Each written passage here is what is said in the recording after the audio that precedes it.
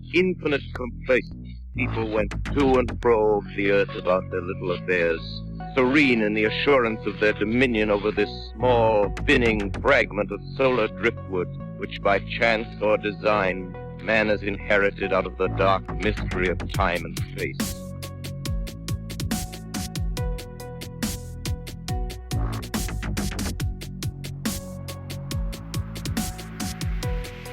On this episode of Into the Fray, I welcome Margie K on with me, and she is the owner and CEO of the UNX Network, which Into the Fray is proudly a part of.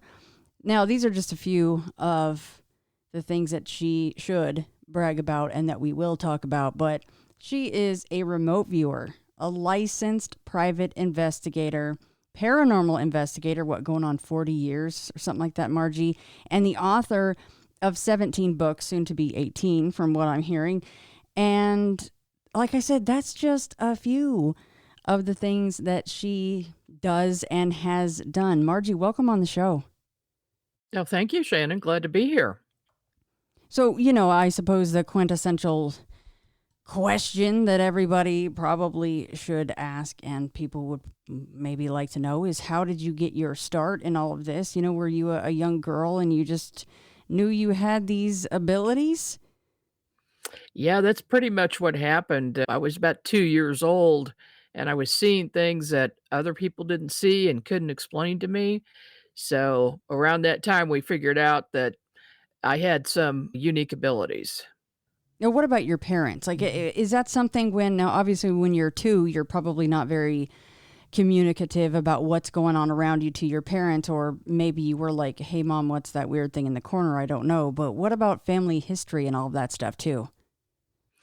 Yeah, there is something to be said for that. Both of my parents were very intuitive, and you might even go as far as saying full on psychic, but they never used that term, and they would not admit that they had those abilities in public, so to speak. But we knew that they knew things because they would know, if we were getting in trouble when we were kids, and they would find us in some remote location and save us from whatever disaster might happen. Just things like that let us know. Really, my mom did have eyes in the back of her head, so to speak, but nobody in the family, including my siblings, just displayed abilities like I had. And of course, later on, I started having, I would say, paranormal experiences around age 10 when spirits started to make themselves known and show themselves to me. And that was a little bit unnerving. It took me a while to get used to that. And the other thing is, I always had a voice, a very pleasant man's voice in my head since I was very, very young, under 1 year old. I would hear this voice, and he would explain things to me that I was looking at, or basically a kind of a guide, tell me to walk a certain way and stop and take a look at like a caterpillar in a cocoon that I remember very well. And it was actually in the process of emerging as a butterfly. And I thought everybody had that voice, I really did. And then when I got older, I realized that wasn't the case. And it wasn't until quite some time later, 2012 to be exact, that I found out who the voice belonged to, and that was Valiant Thor. And so he has been with me my entire life. Yeah, you mentioned that in your email, and I absolutely want you to go into that a little bit if you would not mind. So for anybody who does not know who Valiant Thor is, can you give a background and then talk about, why is he talking to you in your head? Yes. Dr. Frank Stranges wrote a book called Stranger at the Pentagon. And it is about this gentleman from Venus who arrived in Washington, D.C. in 1957, spent 3 years at the Pentagon, spoke with Eisenhower and Nixon and the Joint Chiefs and everybody there. And the idea was he wanted to bring some gifts to humanity, with the main one being no more illness. And all they needed to do was stop fighting each other and adhere to some certain things. And Eisenhower wanted to do the agreement, but he was pressured by really, we think, people running the show in the background that, possibly Illuminati, going down the rabbit hole there. But that didn't happen. However, Val Thor has been on the planet since, and likely before that. I have a feeling he's an immortal, and he's been here for quite some time, but in recent times, that's the interaction. So, when I was 17, I had a major event occur that was a direct result. I mean, he caused it, and I'll explain what that is, but he, didn't tell me who he was at the time. I wasn't gonna find out until later, and what happened was I was playing the string bass in a large orchestra of about 300 students when I was in high school, age 17, and he basically made this thing happen where about 3/4 of the way through the playing Handel's Messiah, I was suddenly outside my body on the right side of my body and in my physical body at the same time. And the body at my right was watching these streams of color coming out from the instruments and going out to the audience and dancing around the people and going inside the people. And I was in shock. I had no idea what was going on. Was staring at this, trying to figure out how it was possible when this pleasant man's voice, my voice, said, "You're watching healing take place." And then I went back into my physical body and we finished the piece. Well, I w I actually was this was a spiritual experience. This was just so amazing. I just felt this warm energy coming into my body before that happened, and then I had this experience, and I realized there was a whole lot more to music than most people are aware of. And so ever since that time, I have been synesthetic. So he gave me that ability to see music and hear color. And from that point on, many just weird and wonderful and strange things happened to me over the years. But in 1985, Val Thor appeared to me. His head appeared to me on a wall after my massage therapist said, "Would you like to try a light experiment?" And I suddenly knew that that wasn't his voice. I knew it was somebody else talking through him, but I wasn't exactly sure who. So I said, "Yeah, I'll try a light experiment." And he had me watch a green light and then a red light and then a green light and then a red light. And he said, "What do you see now?" So I look up at him and all I saw was his skeleton standing there. Nothing else, just his skeleton. And again, I'm in shock trying to figure out what just happened when a man's voice came from my right, and I turned over and I saw this head on the wall. He said, "I am Thor, and now you have X-ray vision."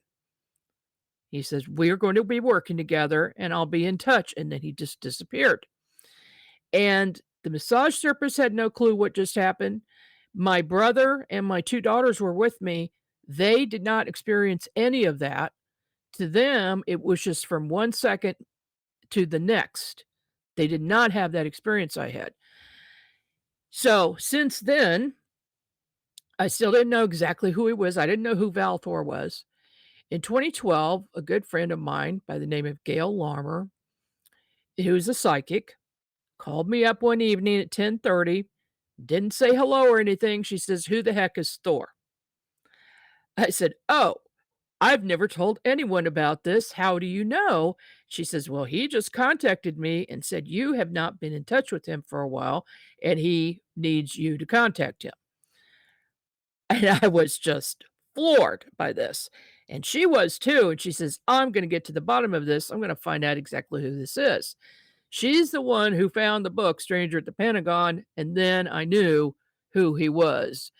And I've done a lot of research. In fact, I'm writing a book about it right now.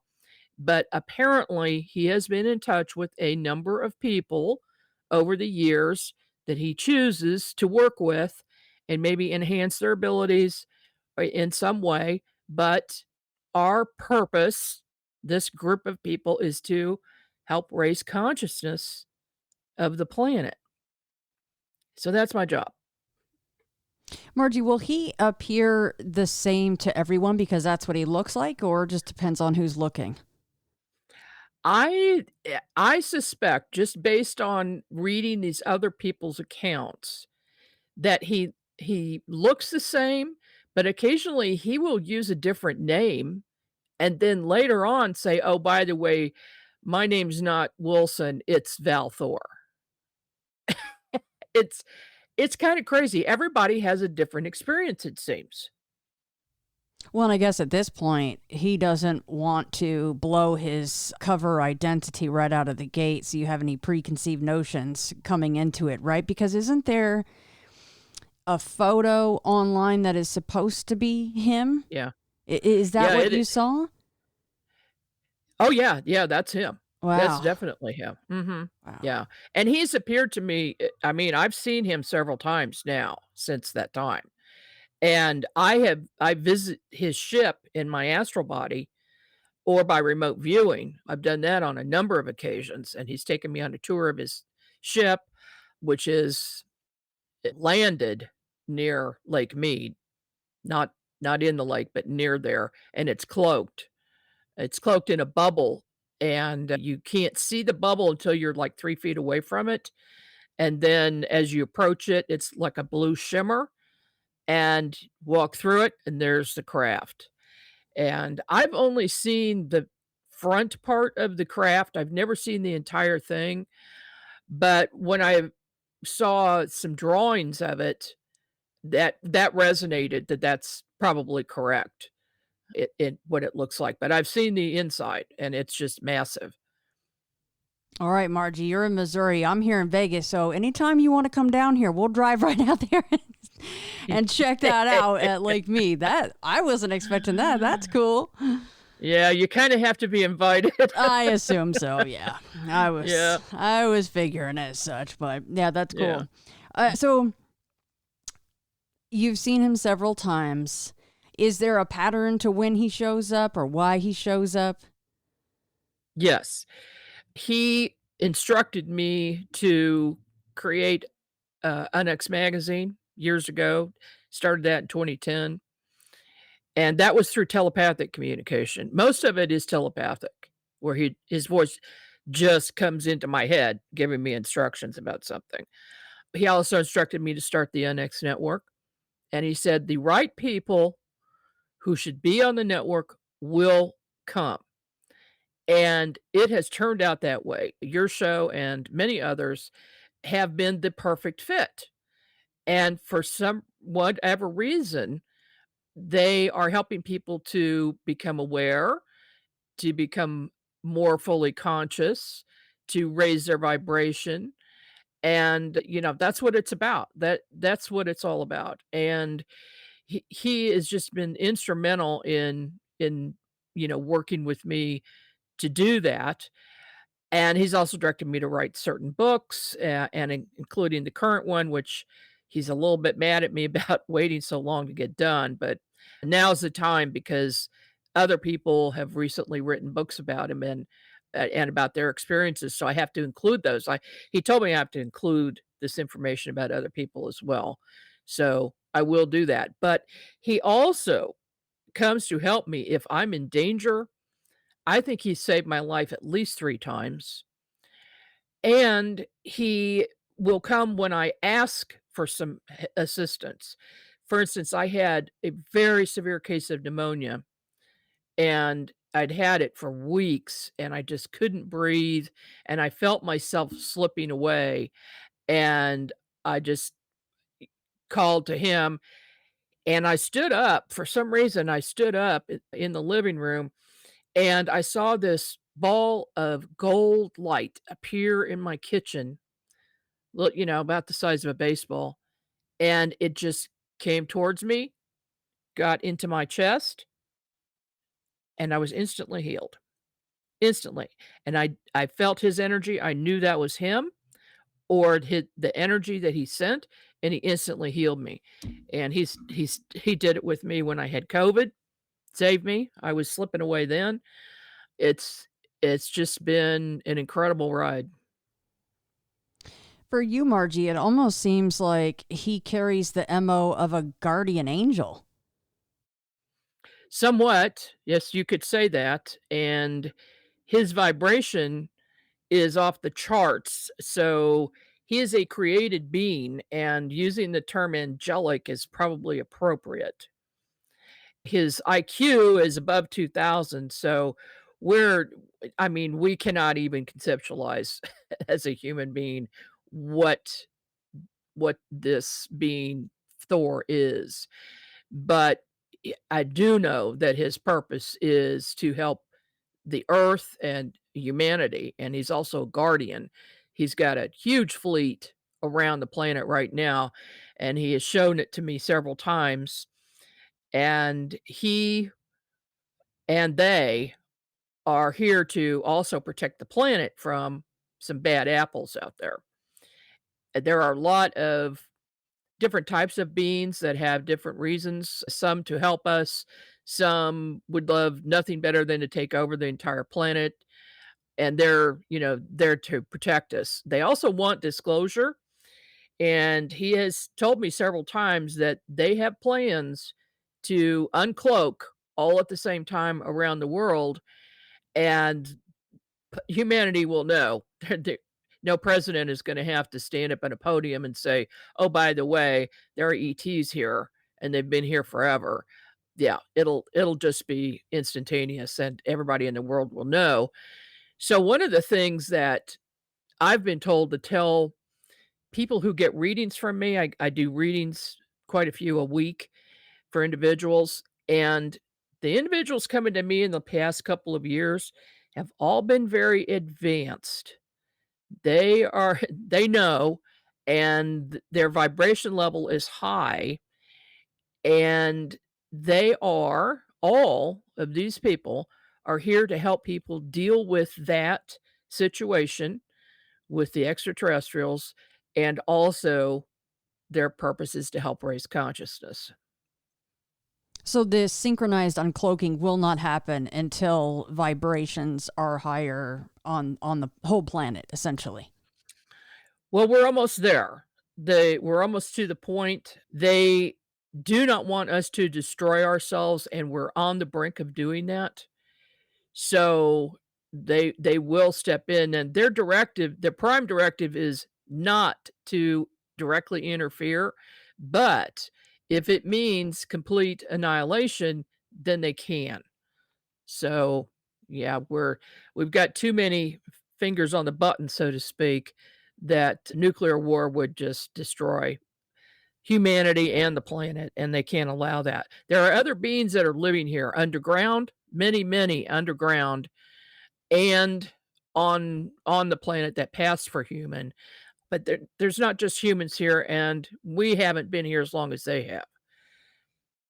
So barring the nuclear scenario, do you think that during our lifetime that we will see this complete disclosure where they unveil themselves? Yes, I do. I do. In fact, I think it's going to be pretty darn soon. Yes. I keep hearing the month September. I don't know if it's this September. I hope it is, but that keeps coming up. Oh, I want that so badly. I Yeah. really definitely do, for many, many reasons. I think it would be a wonderful thing. It would humble a whole lot of people who need some humbling. I know that. Yeah. Yeah, it would. It would. There are still people who cannot believe that there are extraterrestrials, although, with the most recent soft disclosures, that is changing. There are, people who have told me that their husband or their wife is just total non-believer, didn't believe anything. And then when Suddenly the Pentagon says, "Oh, yeah, there are things out there and we can't explain what they are." They say, "Oh, maybe you're right. Maybe there are extraterrestrials." Yeah, get used to it because it's coming. So you have worked 69 cases for law enforcement, including for homicides, missing persons. Can you bring up an example of one of the ones that's, I'm sure they're all memorable, but one that sticks out in your mind that you would like to share? Yeah, the first one. The first one is the most memorable. That happened in about 1993, and it was actually first my first missing person case. I had done some theft cases before that, but this one was remarkable.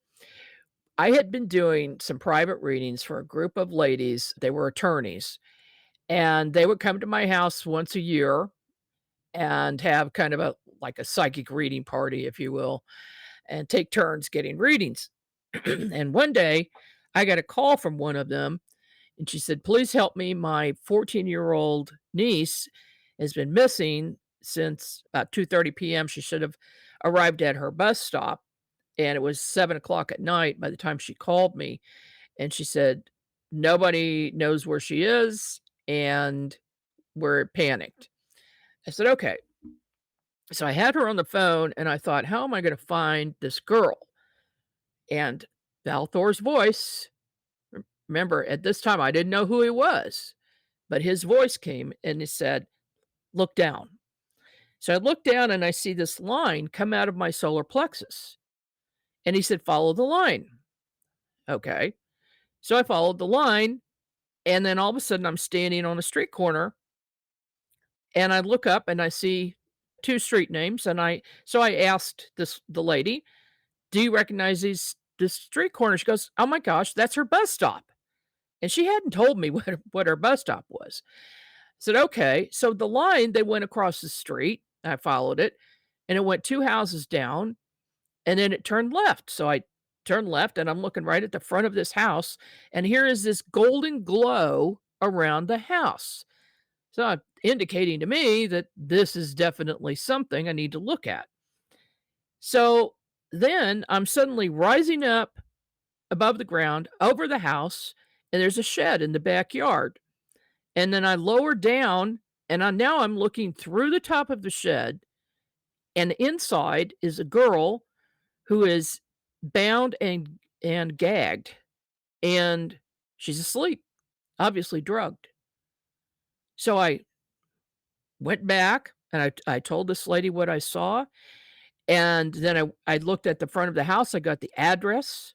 She goes, "We were at that house earlier in the day because a 30-something-year-old woman lives there, and she had made friends with her niece, and the neighbors and the family thought that was kind of odd that this older woman would make, friends with a young girl, and she had been doing that for weeks, and would meet her at the bus stop see her in the morning, be there in the afternoon, and the police actually interrogated this woman. She came to the door and then left. Well, she said they didn't go in the house.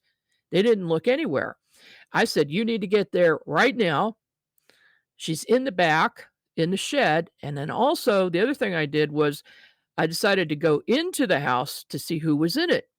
So I see the lady with the long blonde hair sitting on a couch, and there's two other men there, one in a chair, one on another couch, and there's beer on the table, and there's drugs on the table, and they're bragging. They're so happy that in the morning, they're going to sell the girl to someone coming to pick her up for $10,000. So I said, "No, you have to go now." So she got off the phone. She called the detective back up who'd been working on the case.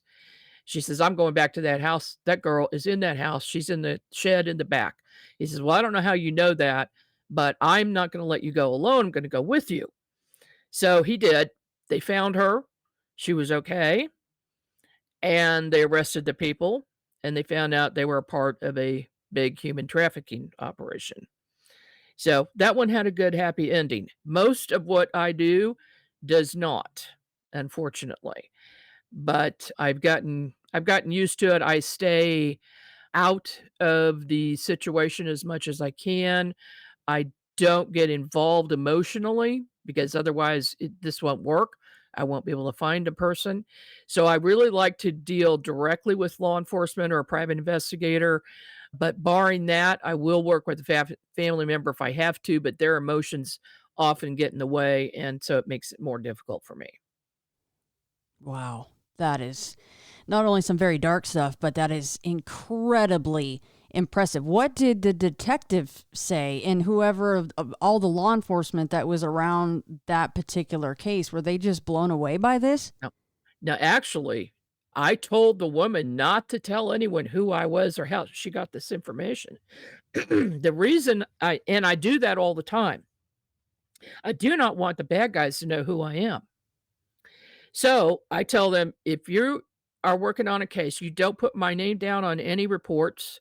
You don't even tell anyone you talk to me, and you take all the credit for finding the person. And that's what they do. They have to agree to that because I know, especially I've worked on some really big theft cases. And I've done some where there's big theft rings and mafia involved, and these people are not nice. I don't want them to know who I am.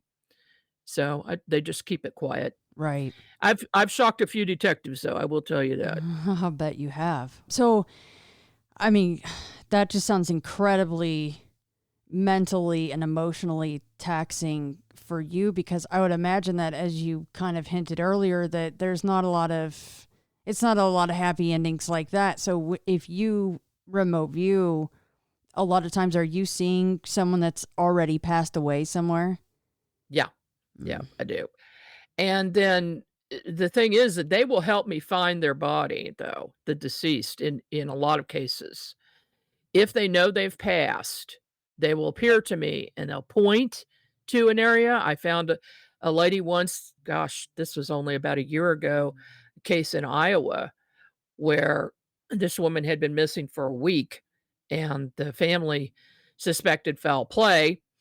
And I found her, and because I found the house, I found the location, but then she appeared to me and she pointed, and I went to the back of the house and there was a culvert there, a little ravine, and her body was there, and that's where they found her. Mm. So I use a combination of remote viewing and also mediumship, speaking to the dead. Do you still work for law enforcement? Oh, yeah. Wow. Yeah. That is fascinating. I love Yeah. remote viewing. What about remote viewing certain cases, like something like missing 411 type of like that, just that whole subject, have you ever remote viewed Yeah. and tried to figure out what's going on, like in the national parks and things like that? I have. And I've seen several things that are very strange. One is well, not automatic, but created portals.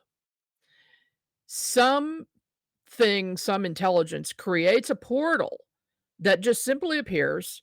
They grab a person, they go into the portal, they're in another dimension now, and they can't get back. So that is one thing. That is very strange. The other one is Sasquatch, some rogue Sasquatch. Now, this I've been in touch with the Sasquatch clan. In fact, more than one clan, and they're very intelligent beings. I have constant communication with them. They have told me that they are not allowed to interfere or harm humans or kidnap humans. Okay. But there are bad apples amongst them, as there are with humans.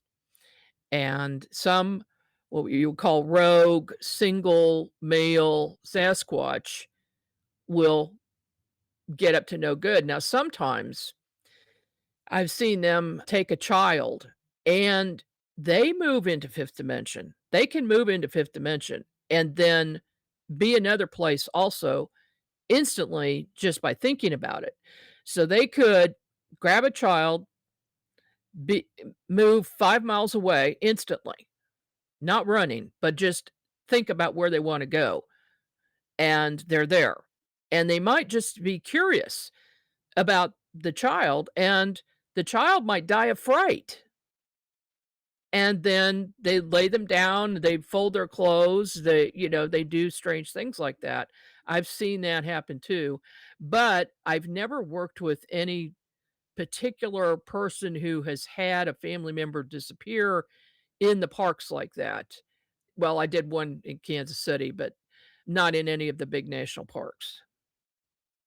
Well, let's talk about it since you are bringing up Sasquatch. Let's talk a little bit about this relationship that you have with them and what have you learned and how did that begin for you? Well, I've always had an interest in Sasquatch ever since I was a kid because I just like all things unexplained. But right around 2014, I was working a UFO case, and this was in Rich Hill, Missouri. I don't know, maybe 50 miles or so south of Kansas City, where I am. And they called and they were very nervous. This was a paranormal team. And they said, "We know everything about paranormal." And these guys were also in law enforcement. And they said, "But this, we don't. We captured UFO footage and we need you to investigate this." And these are big guys. And when I arrived at their house, they were actually physically shaking. And I said, "Okay, let me see the video." They took 45 minutes of video of an area where one of their sons had been hunting and had seen a Sasquatch. And they went out to investigate with them and their wives. This was the team. They went out to the exact same place the son had been who had seen the Sasquatch. And he said he'd been hunting. He saw a Sasquatch come out of the woods across the field, ate some berries along the tree line, and went back in. And he was so shocked, he ran home. Of course, he told his parents. Parents says, "Oh, well, let's investigate this." So they brought all of their paranormal equipment, their cameras, night vision, everything. They had everything all set up, and they start noticing these strange balls of lights in the trees. So they're commenting on this, and they're getting it on film. And I'm watching the whole film of this and them talking. And then one of the guys says, "What's that up there?" There's a light up in the sky. So the camera moves up and it sees a light. And one guy says, "Oh, that's a helicopter." The other one says, "No, maybe that's a plane." And then it stopped. The light stopped. So they go back and they're looking at the lights in the trees, which are now numerous. And some of these lights are going up to the camera lens, like they're looking at the camera and then moving off. They're moving intelligently. And now there's dozens of them. But they also are noticing there's more lights in the sky. So by the end of this 45 minutes, there are dozens of lights in the sky that are blinking off and on, off and on. And the team thought that it was individual UFOs, and I see a giant mothership with the lights just blinking off and on in different parts of the mothership. And then finally they saw it too. And of course, that made them more scared. But I left that case. A few months later, I was thinking, I wonder if I could remote view to see if that was really a Sasquatch there. So I did. And I see a male Sasquatch walking, and he pulls some brush back away from a tree and goes down underneath this giant tree with, big root system, goes in underneath it where this place has been dug out. And a female Sasquatch is lying down and she is in labor. And he brought some water on a leaf for her to drink. And there was also a small juvenile Sasquatch at her feet. And I thought, "Okay, I'm getting out of here. This is their private moment. I'm not gonna bother them." I'm I'm convinced that was a Sasquatch, and I thought that was the end of it. It was not. Still another 6 months later, Debbie Ziegelmeyer, who is the state director for Missouri, had a meeting in St. Louis for MUFON, and she had Kiwani Lesperitis speak, and he wrote a book called Psychic Sasquatch. I went to St. Louis specifically to hear that. I knew I had to.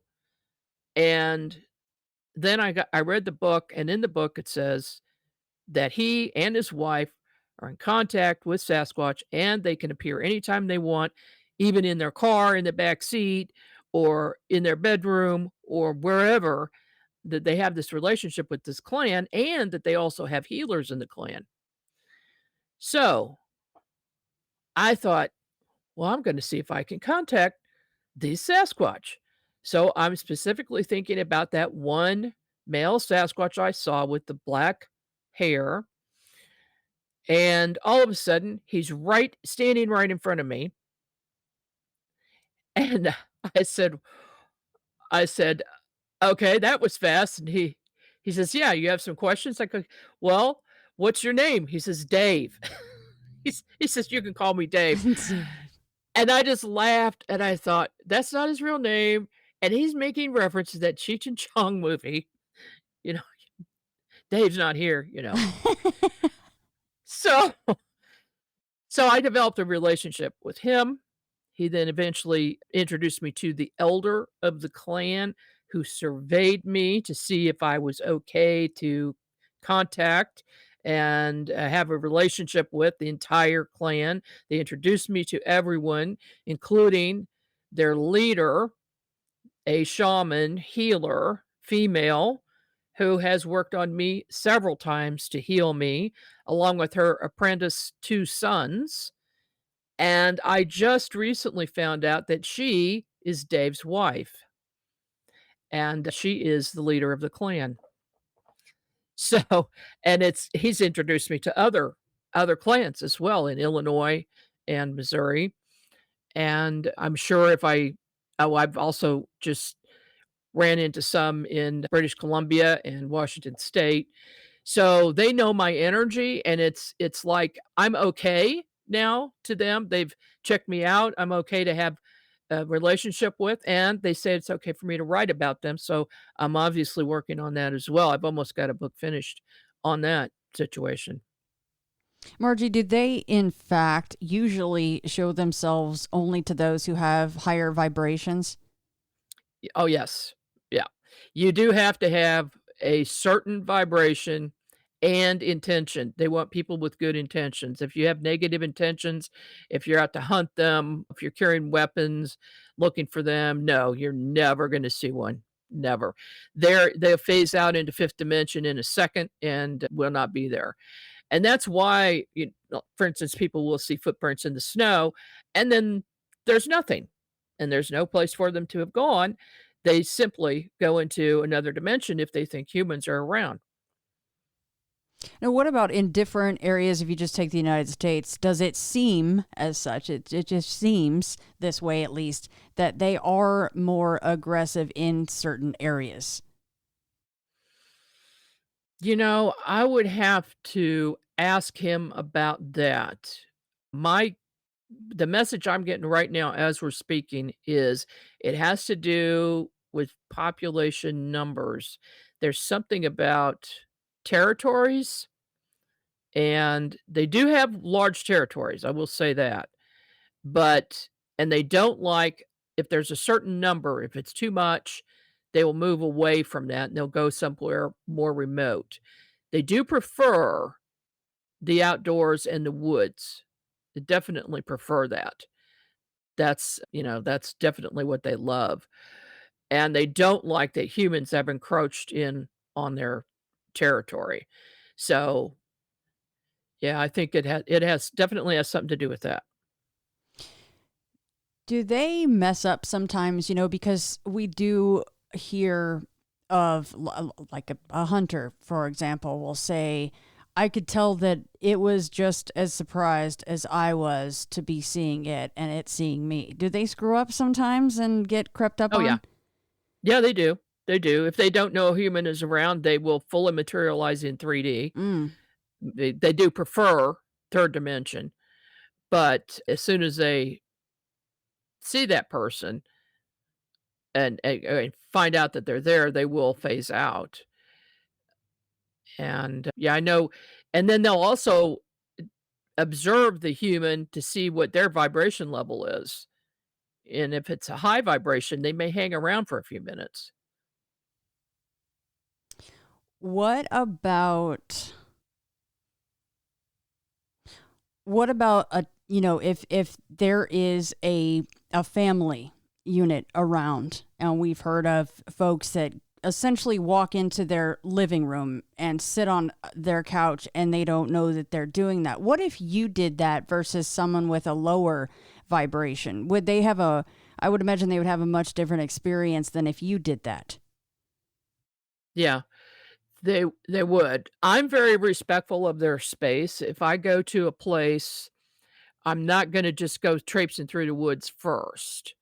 I will stand there and communicate and let them know I'm there and have telepathic communication and ask permission to go and also be led to where that place might be.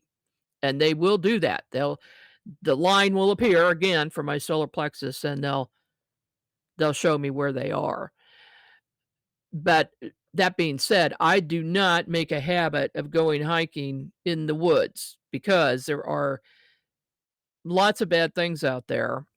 And I wouldn't want to go without carrying an arms, but, because there could be just any number of just standard things, like cougars or bears or something. But there are also the dogmen, and they're very nasty creatures. They hate humans. They're very, very powerful.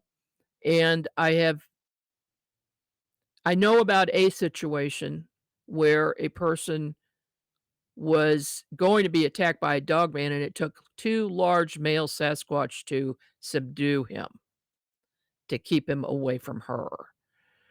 And she had photo of that I saw, which, she will not let me publish it, but I know that she's telling the truth because I could see it. It was terrifying, and then I was threatened by a dogman in a hotel in Boonville, Missouri once.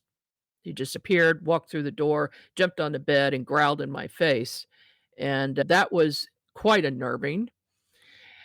I got Thor's help for that one, and he got rid of him. So, Why was he so yeah. pissed at you? I couldn't figure that out because I had not been really interested in finding a dog man. In fact, up until a few years ago, I didn't believe they existed. But after I saw that picture, with this woman explaining this situation, I had an open mind about it, but that was not even on my mind. I was thinking about doing a presentation at a conference, and it had nothing to do with anything like that. And I think that there was we had a negative feeling when we walked in the hotel, me and my sister, and I knew something was up. I just thought it was a haunting.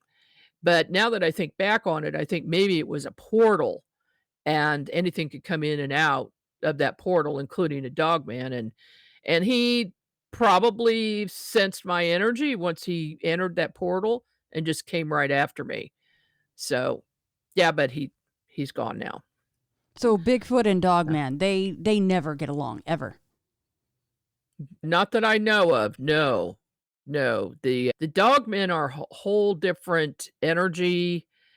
The Bigfoot, for the most part, are very positive, and they're here to actually help the planet and help humans and protect humans from creatures like Dogman. They actually patrol portals. The Bigfoot do, is one of the things I found out. They will watch over portals and make sure nothing bad comes in, and if it does, they're there to stop it. But in this particular case, where this portal is right in the middle of a hotel, that's probably not possible.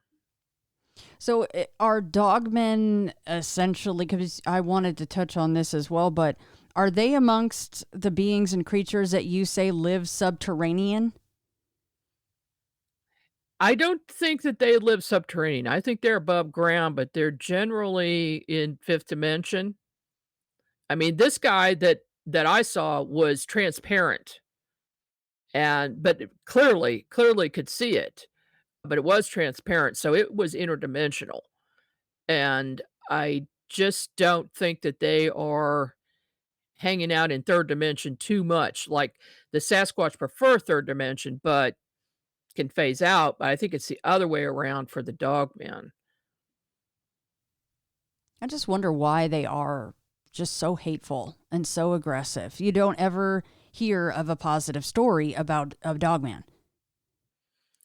Yeah, and I don't think that that's a road I want to go down to investigate Yeah.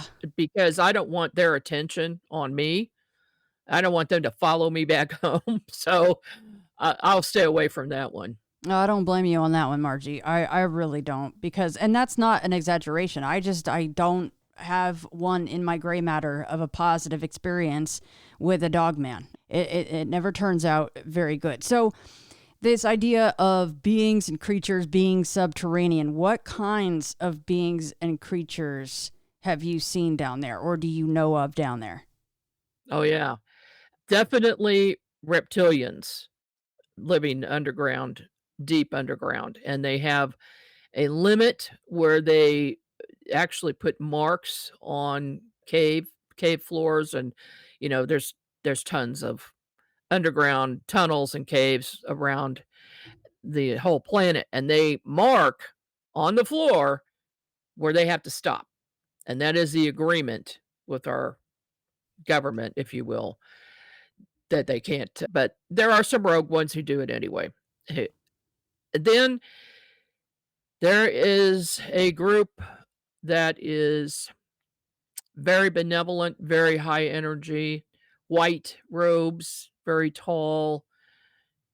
I've been in Mount Shasta remote viewing and been invited in by these beings, and there's an entire city under Mount Shasta that's huge. I saw it from the tops looking down, and there were all types of different beings, including some humans, walking around in that area. And that's a very, very special place, high energy. No negative energy would get anywhere near that mountain at all. So nobody has to fear going there. But they may have some strange experiences like going through portals and getting places faster than they normally would, hiking. They might see things while they're camping or just hiking. It's there's a lot of activity going on there, that's for sure. Margie, these high energy beings that are very tall in white robes, would those have anything to do with implants or, UFO sightings? Are they here to help people or just to watch the human race? All of the above, you name it. The many different races of extraterrestrials. The white-robed ones are high energy. There are several. There's Arcturians and others that Nordics. They're here, but they've got a super high energy, high vibration, and intelligence that's just far beyond our understanding that we could understand. Their purpose for being on this planet is to help raise consciousness. And here's the thing about that. People who have a higher level of consciousness, like Tibetan monks, for instance, simply by being on the planet, on Earth, helps raise the vibration of the entire planet and everybody on it. And a lot of these extraterrestrials who have come here now and who reside here or on the planet or in it or above it are here because the Earth is going through a shift right now to fifth dimension, and they're here to help speed the process up. So, if you'll notice, people around you, maybe who were closed-minded about everything in the past, suddenly opening up as of late, since 2021, when we got a big boost. If you notice that, then yeah, their level of consciousness is going up. And it is, as I said, it's quickening. It's happening much faster at the moment. And so we are actually all going through moving into fifth dimension. whether we'd like it or not. Some people are going kicking and screaming. But for those of us who accept that, the ride is much easier. We don't have as many symptoms per se. And, some of the symptoms are maybe migraine headaches, a feeling of vibration going through your body and you can't explain where that's coming from, warmth, sudden new talents like maybe you can all of a sudden see music, or maybe you get a communication from a flower, or you start to see fairies, things like that. Those are all symptoms of raising vibration and going into fifth dimension. Well, where could one start if they wanted to raise their vibrational level? Meditation. That is the key to everything. Getting into an altered state of consciousness that is in a deep meditative state is where the magic happens. That's where contact happens. That's where awareness happens. That's where you can contact your spirit guides, get messages from them, see your loved ones who have crossed over and speak to them. Just any number of things happens. And also spontaneous healing sometimes as well. And getting messages that maybe you're not in that state of consciousness. You're done with your meditation, going about your day, and all of a sudden the thought comes into your head that you need to try a new vitamin. Well, it's probably going to turn out that you need to have that vitamin or mineral. Just things like that. It's pretty wild. And what's nice for me to see is watching people I know over the years change exponentially, and they think it's all their own doing, which it is. It is their own doing. You have to allow it. You have to allow it to happen to yourself. But yeah, and also dream state. In dream state, you're in a very, very deep level, and you'll have communication with guides and extraterrestrials. And so a lot of times people think they've had a strange dream when in fact it wasn't a dream at all. It was a real communication with somebody. So that's why I suggest that everybody keep a journal about their dreams. And because we do have a tendency to forget them quickly. And it's a good idea to keep a journal because there could be some messages there that are important for you. What's your opinion on those who use DMT to turn themselves into a receiver instead of going through the whole meditation thing? That is a shortcut. Then there are other shortcuts, the ayahuasca tea, psilocybin mushrooms. And you know what? If a person is struggling and they really want to have the experience, but they can't, I say try one of those things once. Low dose. Try one of them once. That will open your mind, and then you can remember how you got there without doing it again, just going into meditation. But becoming dependent on something for every time, I wouldn't suggest doing that. Right. It's a shortcut. The boundary markers that you mentioned in the caves, do you know what those marks actually look like, or were you just told that they exist? No, I've seen them. Oh. Remember, I remote view. So, yeah, they're black lines with yellow stripes at a diagonal across them. Oh. Yeah, I'm fascinated by caves and subterranean anything. So, some of these beings that are subterranean, you said that it sounds like there's a lot of them that live in that space. Do all of them come above ground at some point in their existence, or do some of them stay down there? No. Most of them stay down. Only the rogue ones come up. Oh, I see. Where they're not supposed to go. Yeah. Yeah, but most of them are down there. And there are benevolent ones, there are malevolent ones. They stay in their own groups, in their own spaces. And there are humans too who are down there working with ETs. And the military is, they've mostly gone underground. But I will mention this: I never remote view a top secret location, and I actually prefer not to be. No one is supposed to know about them. So I've done very limited work as far as that is concerned. Oh, now why is that? Well, I don't want them following me home, causing me problems, and I have enough problems anyway. I mean, I've been hit with a directed energy beam weapon. Yeah, I've all kinds of messages about not continuing to do what I do as far as investigations are concerned.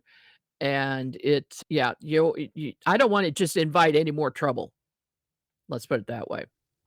Are there events from history that you also refuse to remote view? No, I've looked at things in history. I've looked at the Napoleonic Wars, for instance. My brother is a historian and he's fascinated with Napoleon, and sometimes he talks about him, and I look. So I look at a certain battle or a certain scene to see if what he's telling me is actually true because, well, my brother is also a remote viewer when it comes to historic battles only. For some reason, he can he did this with a World War I battle and actually told my grandfather about it when he was very young, like he was like maybe 9 years old, and told my grandfather about what happened to him in World War I at a particular battle. And my grandfather was just stunned that, I mean, this is stuff that was never written down, right? All the details of something, and stunned that my brother could have seen that, especially at his young age. But yeah, he didn't even know the word remote viewing. He didn't know how to do it, but he can do it with battles for some reason.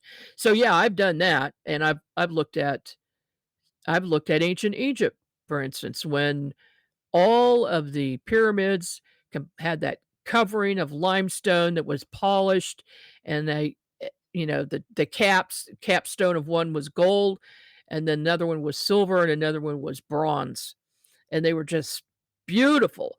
There were flying machines everywhere. There was lush greenery everywhere. It was very tropical, and people were quite sophisticated. There were humans at human size walking around, but there were also giants walking around. It's just amazing. What about something like the crucifixion? I've tried to see it. I can't see it. I don't know what the reason is. I don't know if it didn't happen or didn't happen the way they said, or if there's a block. And sometimes I'll run into something that's a block, and maybe that's something that I'm just not allowed to see. There are situations where there is a block up and I can't see it. Yeah, and I apologize. I didn't want to offend you or anybody listening with that question, but I listened to the Sean Ryan show and he had a remote viewer on and he actually asked that very same question and she didn't word it like she couldn't see it and tried. She just refused to answer the question at all. So that's why I kind of threw that out there to you to see what you would say about that. Because that's interesting because maybe it's the same situation. She tried and she just couldn't see it and maybe she didn't even get a good feeling about that, you know? It could be, who knows? Yeah. Yeah, I'm not sure about that one. All right. So last question. You hear these stories about essentially little tiny people in the woods. Sometimes they're clothed, sometimes they're not. They seem more like tricksters than anything. A lot of times they're around boulders or boulder fields. Have you come across anything like that or know more information about those little things? Yeah, I've seen them. I've communicated with them. They're called the little people. They come in all sizes, from about 18 inches tall down to 1 inch tall. And yeah, they're real. They exist. We call them the Fay, which is, fairy, but fairy-like. Yeah, and some of them even look like little stick figures, little, and they're ETs, by the way, in teeny tiny spaceships. Mm. Now, some of spacecraft like 6 inches wide or maybe 10 inches wide. Yeah. They're real. And, the Cherokee Little people are real in North Carolina, South Carolina area. They're around all the time. In fact, I have a new fairy in my backyard who's working on a sick cherry tree right now. I see it every night working on that tree. It's just crazy. What do you see when this fairy is working on this cherry tree? She comes in from across quite some distance, like 50 feet away. I'll see her in some treetops, and then she comes in and swoops in. She is a glowing gold color, completely gold, glowing light. From a distance, it just looks like a ball of light, but when she's close, you can see the details: wings, feet, legs, everything. And apparently, one of the things that fairies do is, work on plants and work on the energy and try to heal them and remove negative energy. Yeah, it's fascinating. They're real. I need to, yeah. I've got a lot of true fairy accounts, things that I've seen, but also other people, and that's an upcoming book as well. Margie, how often do you get really bothered, either in your dreams or in the astral state, or you physically get actually woken up out of bed by something just trying to get in contact with you? Because it seems like, I mean, it would be hard to shut this stuff off. You can't shut it off. It's constant. Something's trying to wake me up every night. I don't get much sleep. Really? Oh yeah, it's constant. That's the only thing about this is that you don't get much rest from it. It's constant. Unless I keep myself focused on something that it keeps me super, super busy, it won't come through. It's like when Thor got mad at me for not communicating with him, I wasn't putting myself in an altered state of consciousness, you know, on a regular basis, but now I do. Now I do every night. I'll do a meditation and do that so that I can have this communication, because that's really the only way that you can communicate with beings that are in a higher dimension. Yeah, it seems like that would be tough every night to have to deal with. You're like, well, what's it going to be tonight, guys? Right? I mean, Oh yeah. Oh my goodness, yeah. Margie. Yeah, I don't sleep well as it is, but it's not because of any cool things trying to talk to me, at least that I know of consciously. But yeah. Oh my goodness. Okay, so before I let you go, I wanted to say, of course, thank you for having Into the Fray on the UNX Network. And of course, you can check that out at the unxnetwork.com, all the fantastic shows that are on Margie's network. But Margie, please let everybody know where to find you, your books, the magazine, all that good stuff. Well, there are two locations. My website is margiek.com. It's K-A-Y, by the way. margiek.com. And everything, my books, my readings, speaking, whatever is there. And then the other one is UNX Network, unxnetwork.com. And of course, that's where your show is located. And we love having your show on, Shannon. You always have great guests and a good program. And I appreciate that. Thanks, Margie. I appreciate that very much. So can you, sorry, last question. Talk a little bit about the readings. Can anybody get a reading from you? Yes, I can. They just go to my website, set an appointment. It's a 30-minute reading. I'm very fast and accurate. And my method is to look at a person's energy field first, then their chakras, and then inside the body. I'll let you know if I see anything or hear anything from your guides. And then the person asks questions for the last 15 minutes. So it has to be recorded because it's so fast and there's a lot of information that comes in. And I do 9 readings a week. So, and that's on my calendar.